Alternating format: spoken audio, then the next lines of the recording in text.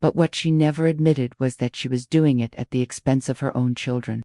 And all the while, the $12,000 continued to flow into her account each month, untouchable, unquestioned, as though it was her right rather than a responsibility. I found myself drowning in frustration at the system that allowed this. I thought about all the fathers out there who genuinely struggled to meet child support obligations, who maybe only had a few $100s to give, and how they'd be vilified if they missed a payment. Yet here I was, paying an obscene amount faithfully, and no one questioned where the money actually went. It felt like injustice, layered upon injustice. My kids started to learn the painful truth too. They stopped asking if their mother would come. Instead, they started assuming she wouldn't. Birthdays were spent with one empty chair at the table. Holidays felt like reminders of what was missing rather than celebrations of what we had. And through it all, I tried to hold on to my sanity, to stay strong for them, even though inside, I was exhausted. I couldn't let them see me crumble. They had already lost one parent's presence. They couldn't afford to lose mine too.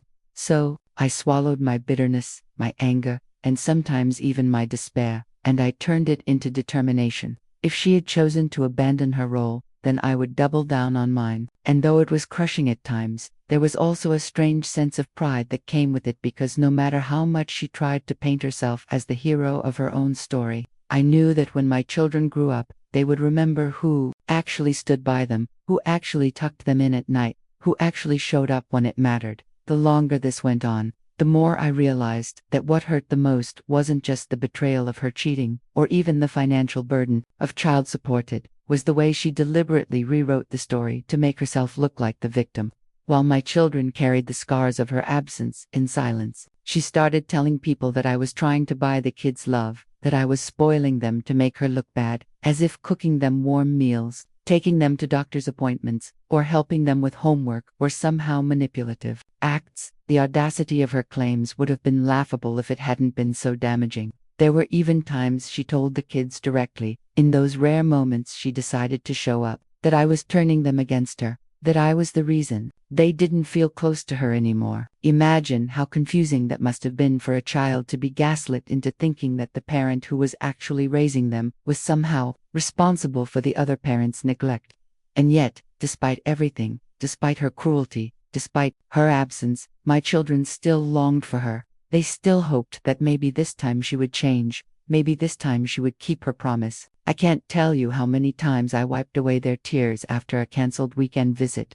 How many times I stayed up late comforting them after another no-show phone call. And every time, I found myself wondering what kind of person it takes to abandon their own flesh and blood while cashing in $12,000 a month that was meant for those very kids. The hypocrisy was staggering. I remember one night when my daughter, a little older by then, sat me down and said, "Daddy, why does Mommy get all that money if she doesn't take care of us?" That question gutted me because it was the same question I had been screaming inside my own head for years. I tried to explain it in terms she could understand, telling her that sometimes the world isn't fair, that sometimes people make choices we can't control. But deep down, I knew this was more than unfair, was a broken system that rewarded neglect and punished the parent who actually showed up. And still, I never stopped paying, never missed a single payment, because I refused to give her any ammunition to use against me. I refused to let her twist the narrative even further by claiming I was irresponsible or uncaring. I did my part, even when she didn't do hers, and slowly, painfully, my kids began to see the truth for themselves. They saw who packed their lunches every morning, who sat in the bleachers at every game, who clapped the loudest at every recital, who stayed up with them when they were sick, and who loved them without conditions. They didn't need me to say a word against her anymore. Her absence spoke louder than anything I could ever say. And while the injustice still burned in me every time I wrote that check, there was also a deep, quiet satisfaction in knowing that, no matter how much she abandoned them, I never would. That in the end, what this entire ordeal taught me is that money can never replace love, attention, or presence, no matter how much of it is thrown around. $12,000 a month might sound like a fortune to anyone listening, and maybe that's why so many people believed she was doing right by our children. On paper, she was the mother with financial support that most parents could only dream of, but behind closed doors, she was a ghost present in name only, absent in every way that truly mattered. My kids grew up not with memories of lavish gifts or vacations from her, but with the bitter ache of waiting by the window for a car that never pulled up, of blowing out candles on birthdays with one parent missing, of looking into the crowd during school events and seeing only one familiar face cheering for them. I carried the weight of that absence on my shoulders, and though it nearly broke me at times, it also made me stronger, because I realized my children didn't need perfection, they just needed consistency, honesty, and love. Over the years, they began to see clearly for themselves who had been there and who hadn't. And that understanding brought a kind of closure that no courtroom ruling or social media narrative could ever undo. I won't lie, I still feel anger when I think about how much money she wasted, how many opportunities for the kids' futures were stolen by her selfish choices, how easily she traded her role as a mother for fleeting thrills. But when I look at my children, now older, wiser, scarred but resilient, I feel something even stronger than anger. I feel pride. Pride that they survived abandonment without losing their ability to love. Pride that they learned how to tell the difference between real care and empty words. Pride that, despite everything, they know their father never walked away, never abandoned them, never stopped fighting for them. And maybe that's the ultimate twist in this whole story. She thought she could cheat, lie, and abandon us while still reaping the benefits. But in the long run, all she gained was temporary highs and shallow applause from strangers. What I gained was something permanent, the unbreakable bond between a father and his children, a bond forged not in luxury or ease, but in struggle, sacrifice, and unconditional love. So if you're listening to this and you've ever felt like the system is unfair, or like betrayal has left you shattered, let my story be a reminder. You can't control what someone else chooses to do, but you can control how you show up for the people who need you most. In my case, it was my children, and no amount of money, no legal ruling, no abandonment could take away the one thing that mattered most, that when everything fell apart, I was still there. And at the end of the day, when my kids look back on their childhood, they may remember the pain of her absence, but they'll also remember the strength of my presence. That, more than anything, is worth every sacrifice I ever made. You know how people say that betrayal cuts deeper when it comes from the ones you love the most. I used to think that was just a saying people threw around after heartbreaks or failed friendships. But I learned the true meaning of those words when my world was shattered in ways I never thought possible.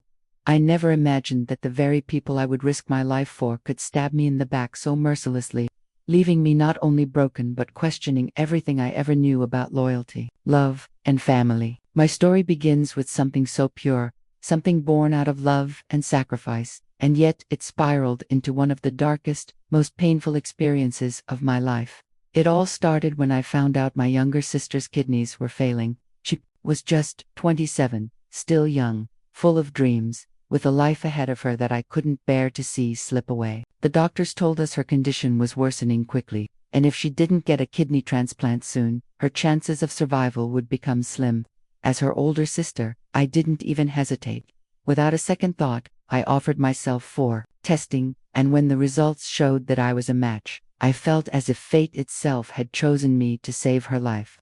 People often ask what pushes someone to undergo something as serious as organ donation, and the truth is, it wasn't even a question. For me, it was instinct. She was my little sister, the girl I'd held in my arms when she was a baby, the one whose scraped knees I bandaged, whose tears I wiped away, and whose laughter had always been my comfort.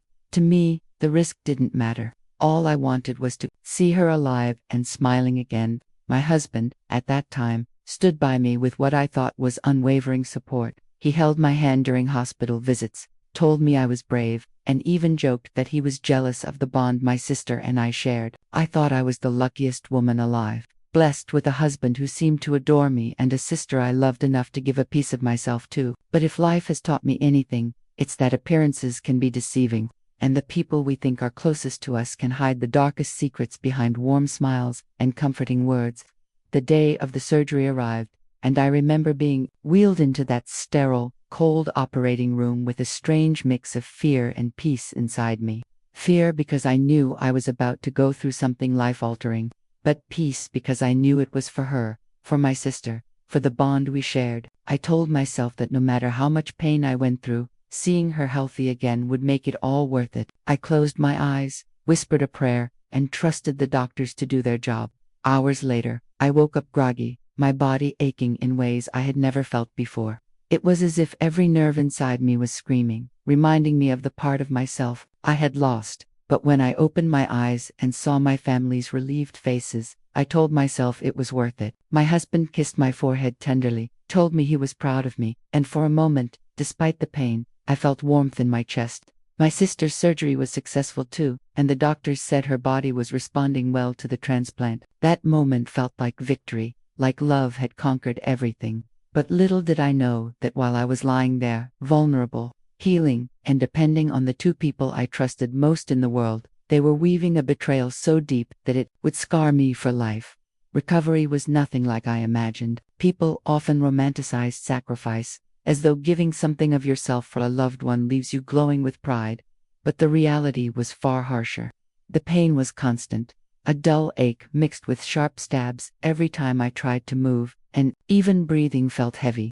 The doctors told me it would take months before I truly felt like myself again.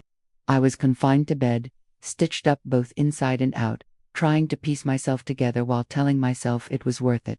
Every night, I would lie awake, struggling against the pain. But I comforted myself with the thought that my sister was alive because of me. That gave me strength.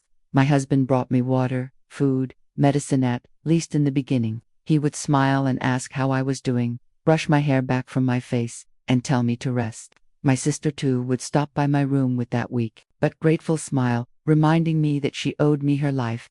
At first, everything felt like a picture of love and family, like we had been through something extraordinary together, bound forever by my sacrifice. But slowly, almost so subtly, that I didn't notice at first, the warmth began to fade.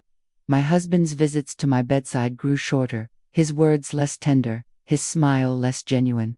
He started spending more time outside, claiming work had suddenly become overwhelming, and when I would call out for him in pain during the night, sometimes he didn't come at all. My sister, who had once been overflowing with gratitude, also became distant, avoiding long conversations and slipping away from my room quickly with excuses about needing rest herself. I chalked it up to both of them being overwhelmed with everything, telling myself they needed time, just like I did. But my heart, deep down, began to sense that something was off. Days turned into weeks, and the silence between us grew heavier. My husband would spend hours with my sister, under the guise of checking on her recovery, and I told myself it was sweet that he cared so much. But in the back of my mind, an uneasiness began to stir, like a shadow whispering truths I didn't want to face. I started noticing little things: his phone left on silent when he was with her, the way their eyes met sometimes, quickly and awkwardly, like there was something they were hiding.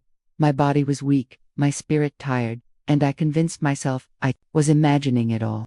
After all, how could my husband, the man I trusted with my life, and my sister, the woman I had just given a kidney to, betray me? It was unthinkable. It felt cruel even to let the thought cross my mind.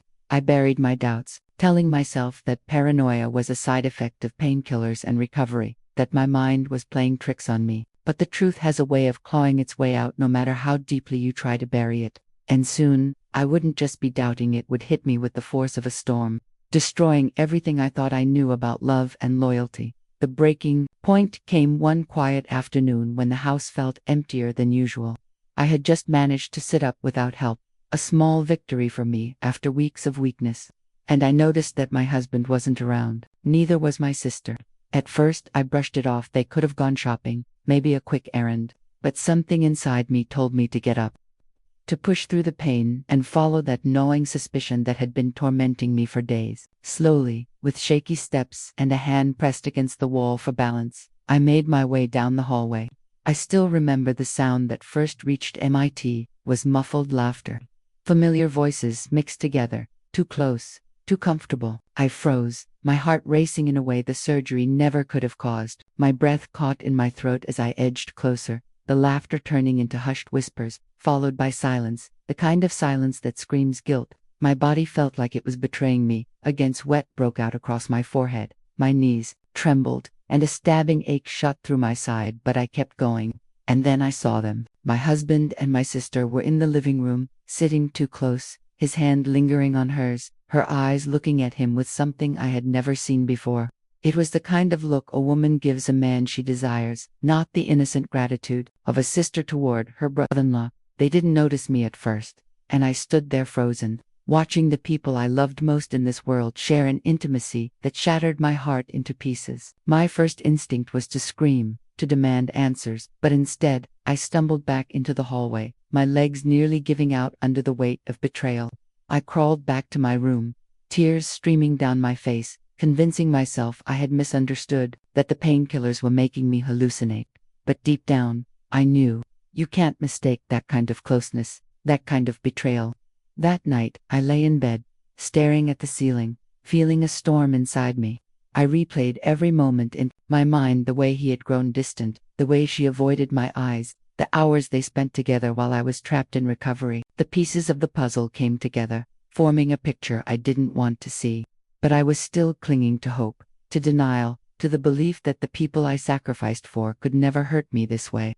Days later, however, the truth crashed down on me harder than I could have ever imagined. My sister came into my room, her face pale, her hands trembling. And I knew before she even opened her mouth that she was carrying a secret too heavy to hide any longer. Her eyes welled up with tears as she whispered words that would forever echo in my soul. She was pregnant. And when I asked who the father was, the silence that followed, the way her eyes flickered with shame and guilt, told me everything I needed to know. It was my husband, the man I loved, the man who vowed to protect me, the man who was supposed to hold my hand through sickness and health. He was the father of my sister's child. In that moment, the pain in my body felt like nothing compared to the pain tearing through my heart. I had given my sister life with my kidney, and she had taken mine with her betrayal. The silence that followed her confession was unbearable, like the entire world had stopped spinning just to let me drown in the weight of what she had said. My ears rang, my vision blurred, and for a moment, I couldn't even breathe.